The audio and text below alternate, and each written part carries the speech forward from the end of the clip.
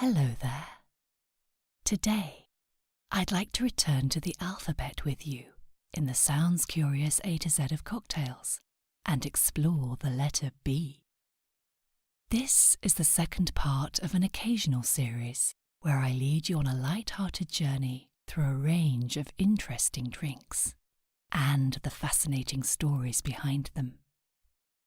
Just like last time, we're going to look at 4 different recipes, 3 for alcoholic classic cocktails, and 1 for a non-alcoholic contemporary mocktail.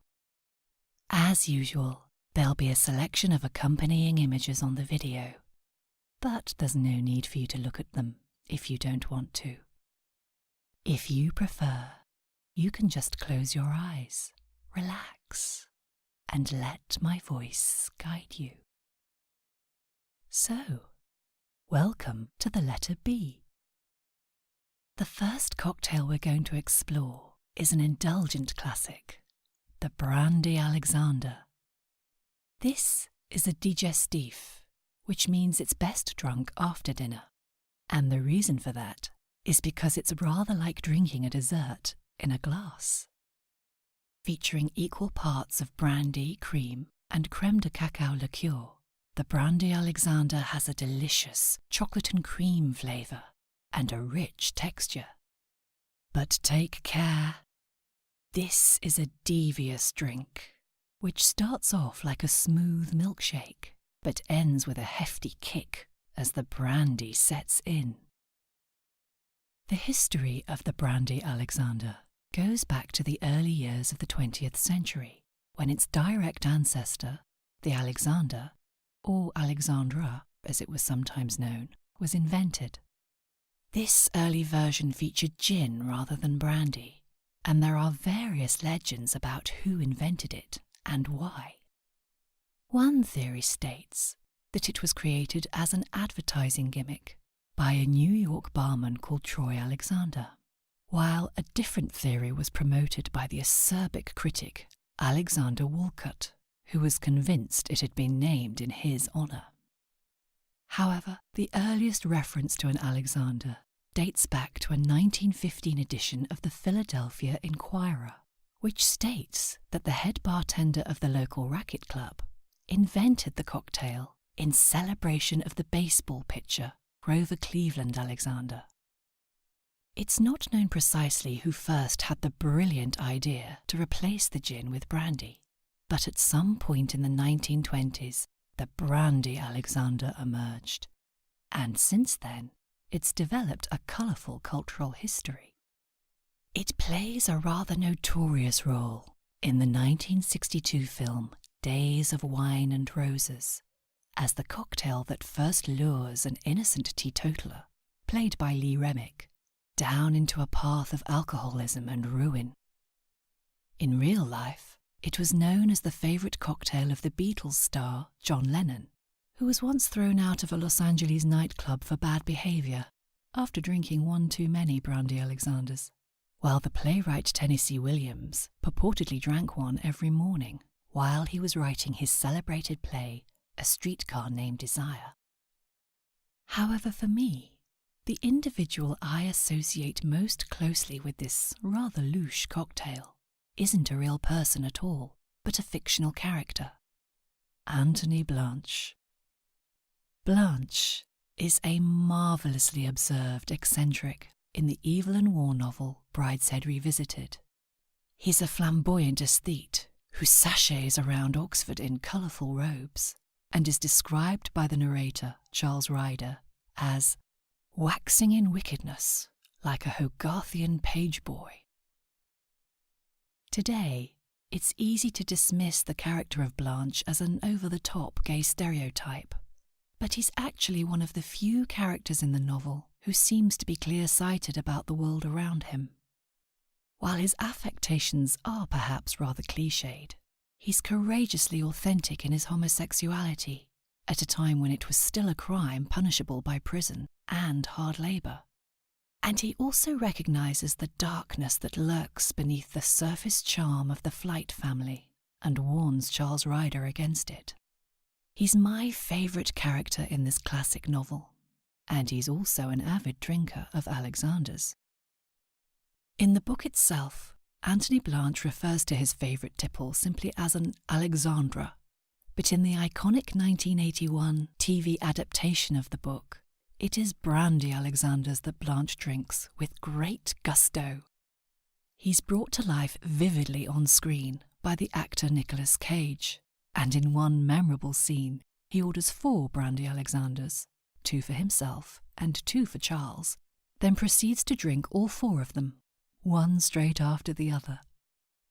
In reality, I suspect that downing that many Brandy Alexanders in quick succession would probably leave the drinker feeling rather sick, because as well as being sweet and creamy, they're also pretty strong. However, if you're looking for something delicious to round off a meal, and if you like the idea of an alcoholic dessert, then a Brandy Alexander is the perfect drink. To make it, take equal parts of brandy, crème de cacao, and fresh cream.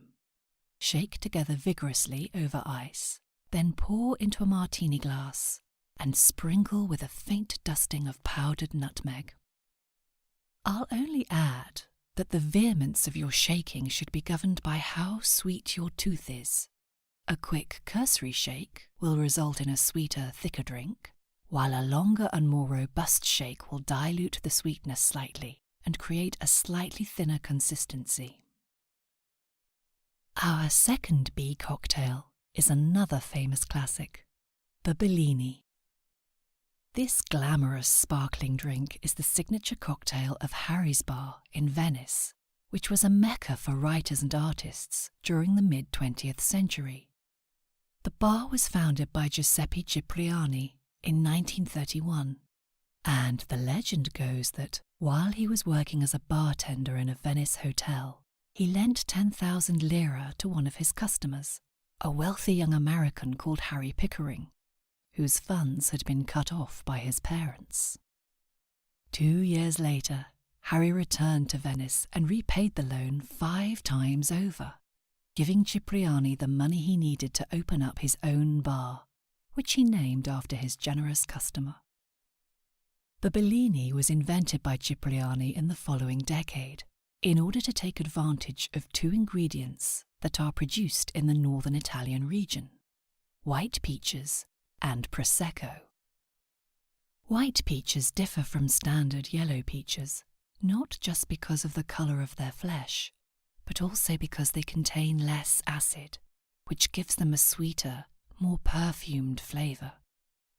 However, they also have a very delicate texture, and while modern hybrids of the fruit have been cultivated to make it more resilient, back in the 1940s, it was difficult to transport white peaches without damaging them. This meant that every summer there was a glut of this delicious fruit in the Veneto region, and Giuseppe Cipriani had the splendid idea of using them to make a cocktail. Because the fruit was so fragile, it was easy to crush, and so Cipriani mixed together 1 part of pureed white peach with 2 parts of sparkling Prosecco wine in order to create his new classic. It's said that the drink was named after the 15th century artist Giovanni Bellini because its soft pale pink colour reminded Cipriani of a similar shade he'd seen in one of Bellini's paintings on the tunic of a saint. It's not known precisely which painting this was, but it could possibly have been Bellini's Ecstasy of St. Francis, which was completed in 1480 and shows the saint standing outside his cave and looking up at the sky in rapture. He's wearing a very pale, soft pink robe that is pretty much the colour of a Bellini cocktail. And while I have no idea if this is the actual painting that inspired Cipriani, it's certainly fun to speculate that it was a picture of rapture that inspired such a heavenly drink. The Bellini is a delicious and refreshing cocktail with starry connotations. In the 1937 classic film Every Day's a Holiday, it features as the favourite drink of Mae West, whose character is, rather appropriately, called Peach's O'Day. It's also, of course, indelibly associated with the many famous patrons of Harry's Bar, who included the film directors Orson Welles and Alfred Hitchcock, and the writer Ernest Hemingway. However, if you're planning a trip to Venice in search of an authentic Bellini experience, I wouldn't actually recommend going to Harry's Bar. In its mid-20th century heyday, it must have been a wonderful place to visit. But these days, it has more of the feel of a visitor attraction, and the Bellinis are made in industrial-sized jugs with canned white peach puree, and then poured out in rows for the tourists who flock there. For the freshest and most luxurious Venetian Bellini, I would head to the Bar Longhi at the Gritti Palace Hotel. This is an opulent and very expensive bar, but the drinks, while costly, are perfectly mixed. Bellinis are only made at Bar Longhi during the white peach season, at which time they are crushed in the original way to make the freshest and most authentic version of this classic cocktail. And I must confess, there are few more inspiriting experiences than sitting on the bar's terrace, which overlooks the Grand Canal, and sipping on a fresh Bellini. If a trip to Venice isn't an option for you, then don't despair, because the Bellini has an incredibly simple recipe and is therefore easy to make in the comfort of your own home. Just add 1 shot of crushed peach puree to a champagne coupe or flute, then mix in 2 shots of Prosecco and serve. If your location, your budget, or the time of the year means you don't have access to fresh white peaches, then there are a couple of ways to cheat, either by substituting regular yellow-fleshed peaches, or by using a carton of peach juice to create an even easier instant cocktail. I've used this method myself on several occasions when there haven't been any white peaches to hand, and it creates a perfectly delightful drink. However, even if you get into the habit of using a shortcut to make your Bellinis, I would definitely recommend going to the trouble of tracking down some fresh white peaches at some point, just so that you have at least one opportunity to try the drink as it was originally intended. Our third classic bee cocktail is another sparkling recipe, but it has a very different flavour, and its roots are in London rather than Venice. The Black Velvet is an improbable-sounding cocktail, being a mixture of champagne and beer, but it has a rather fabulous flavour and an interesting history. The story goes that this cocktail was invented in December 1861, after the death of Prince Albert, who was the consort of Queen Victoria. The Queen had been devoted to her husband, and Prince Albert had been much admired and respected by his subjects, including the steward at Brooks Club in St. James. Brooks was, and still is, a gentleman's club that included a significant part of the court among its membership. And whilst the aristocrats who frequented it were in the habit of drinking champagne, the steward decided that it would be disrespectful to imbibe such a celebratory drink while the country was in deep mourning for the prince. Consequently, he decided to dress the champagne in mourning too, by mixing it with a beer known as porter, which is made by roasting malted barley so that the resulting beer is very dark in its colour, sometimes almost black. In this way, the Black Velvet was born, and although mixing together beer and champagne might not sound like a very promising concoction, this is a surprisingly tasty cocktail. These days, porter beer is frequently known as stout, which is an abbreviation of stout porter, and the most famous brand available is, of course, Guinness. However, in theory, a Black Velvet can be made with any stout or porter beer, and it mixes amazingly well with champagne. The full flavour of the beer takes the acidic edge off the champagne, while the champagne mellows the bitterness of the beer, and the result is a wonderfully smooth drink that certainly lives up to its velvety name. Ian Fleming, the author of the James Bond novels, was said to have been a fan of the black velvet, and in the opening scenes of the film version of The Man with the Golden Gun, the chief villain, Scaramanga, is seen drinking this cocktail on a beach. Meanwhile, in the original novel of Diamonds Are Forever, James Bond soothes the temper of an irritated colleague by offering to take him to Scott's restaurant for dressed crab and a pint of black velvet.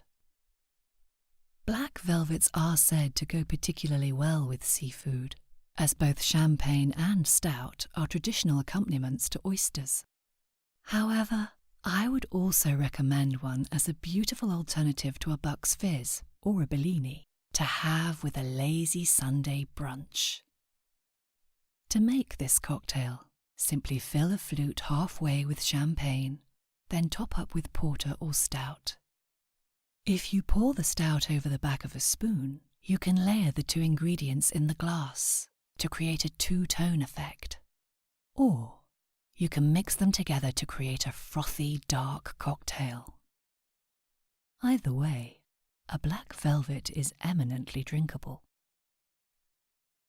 In contrast to the first three recipes we've explored, our fourth cocktail is a modern drink, and it doesn't feature any alcohol. The Berry Sweetheart has a cheerful pinky orange colour and a correspondingly zippy taste, which comes from combining sharp and refreshing cranberry juice with the mellower flavour of apple juice. The drink also contains a little bit of honey, and this combination of ingredients actually makes it a pretty healthy drink.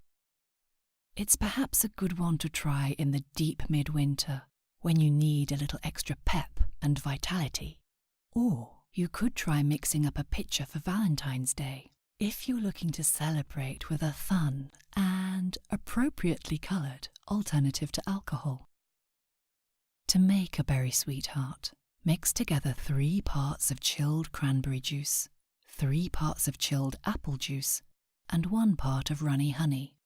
Pour into a glass and garnish with a skewer of cranberries, or, alternatively, if you want a sweeter touch, a maraschino cocktail cherry. You'll find the recipe for this mocktail on a variety of websites, some that are dedicated to cocktails, and some that are dedicated to healthy living.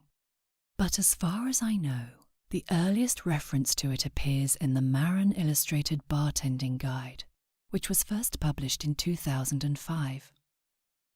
It's listed in the non-alcoholic section of the book. However, if you discover you like the taste of the Berry Sweetheart, but you prefer your drinks with a little more bite, then it's perhaps worth knowing that you can transform this mocktail into a cocktail pretty successfully, just by adding a shot of vodka and a squeeze of lime. That wraps up our selection of letter B cocktails, and I hope you've enjoyed exploring these 4 delicious drinks with me. If you're inspired to try one of the recipes for yourself, then do let me know how it turns out by leaving a comment under the video. And remember to subscribe to the Sounds Curious channel so that you can keep up to date with my latest videos. The next letter in our A to Z will, of course, be C. And I look forward to investigating some more delicious recipes with you and discovering some more intriguing cocktail history. Until then, thank you for your company. Goodbye.